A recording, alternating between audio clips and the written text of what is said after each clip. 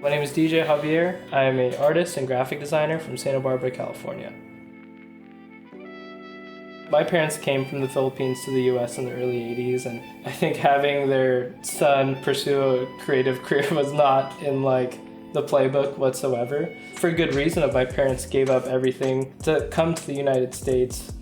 More and more my parents have just been so stoked on me being able to do this kind of stuff, and it's been super cool to just kind of show them that journey.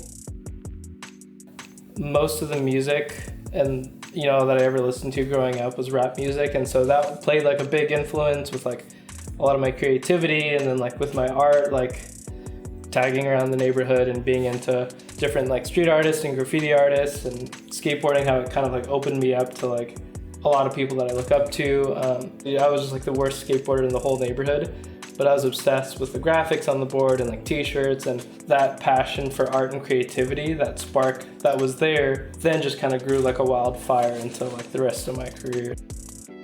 All those things kind of culminated into where I am now creatively, and I didn't learn how to surf until I was 18, and I didn't learn how to swim until I was 17, and so yeah, I just didn't really look at surfing as something that was for me, and it wasn't until I actually got on a board and was pushed into a wave at 18 where I'm wait, this is honestly one of the best things I've ever experienced. And yeah, that has really merged itself into my work to the point where it's invaded how I creatively look at things, and the work that I do and the art that I create. And obviously with the work I did for the Surfer's Journal, it's in my own world of how I see surfing.